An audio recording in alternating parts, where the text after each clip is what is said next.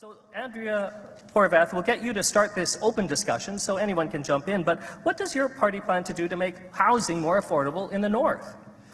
You're absolutely right, Marcus. The housing affordability is a crisis all over Ontario and in Northern Ontario as well. And already, young people are walking away from their dreams of ever owning a home. And of course, that means people leave the communities that they love to find something more affordable. In some cases, move great distances away from loved ones, away from a family. So what we need to do is really take seriously the housing crisis. It started under the Liberals. It got worse in the last 4 years. So we have a number of measures, including helping those first-time homeowners with their down payment, making sure we tame the speculation that Mr. Schriener was talking about before. These are things that we put out in our housing platform some time ago now. Mike Schriener, would you like to jump in? As well, affordable housing is another piece that I think Mike and I agree on. Affordable housing is necessary for those that can't afford to be in the market. Thank you, Marcus. So the Ontario Liberal Plan for Housing, first of all, over 10 years, 1.5 million new homes across the province to go right at the heart of the housing affordability crisis, and that would include thousands and thousands of new homes being built right here in Northern Ontario.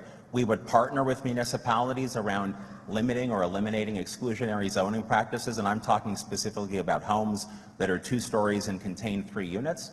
We would go after the speculators because Ontario's mayors have told us and said publicly that there are currently 250,000 at a minimum homes that could be built across this province that have building permits and approvals in place, but landowners and speculators are sitting on those waiting for the prices to go up so they can make more money. This is a crisis. We can't afford that. We would also create the Ontario Home Building Corporation that would unlock current surplus provincial government land to build homes. We'd do the same with underutilized strip malls and commercial and industrial properties, again, because of the nature of the crisis that we're facing. And when it comes to the new homes that the Ontario Home Building Corporation would build, or would sell, I should say, those would be limited to first-time home buyers, because that's who's facing one of the toughest crunches right now. There's only one taxpayer. Whether they're paying it to the municipality or the province, it's the same people paying the bills. So that's why the Ontario Greens are saying, let's give municipalities more autonomy.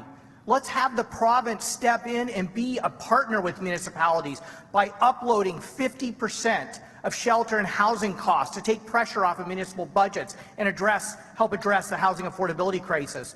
Let's upload 50% of transit costs so we can help municipalities better provide reliable, affordable transit for their residents. Let's invest in communities.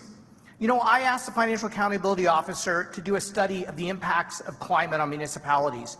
$6 billion just to your budget for buildings alone this decade. It'll even be more when you think of highways and transit and rail lines and other infrastructure. That's why the Ontario Greens are the only party saying we will commit to an $8 billion municipal climate adaptation fund, so those costs do not fall on the backs of property taxpayers, and so that we work together collectively as an Ontario to ensure that no municipality is left behind. No municipality, especially those in the north, don't have the revenue and the resources they need to take care of their residents. Thank you, Mr. Schriener. Finally, Doug Ford, what would your party do about short-term rentals and floating accommodations? Well, first of all, we love Ontario. It's the most beautiful jurisdiction anywhere in the world. We encourage people to come up and spend their money in tourism. We did a tax credit for vacationers anywhere in Ontario, upwards to $400 per family. But I asked the people that are renting, and it's not all big corporations that are out there. These are people that need additional income. Be respectful. Very simple. You don't go there with 30 people and jumping up and down, doing cartwheels. Be respectful. Treat it like your home. But these same people will go into town and they'll go to the restaurant. They'll go into the local stores and generate more jobs and generate more revenue. So, you know something, I always consult with the municipalities, which I have. We have some great representatives running. We have, I believe, 6 mayors running in the north. And I consult with them. I consult with the other mayors. And you can't compare North Bay to Thunder Bay, up to Kenora. everyone has their own jurisdiction and everything's different. So I'd consult with the municipalities.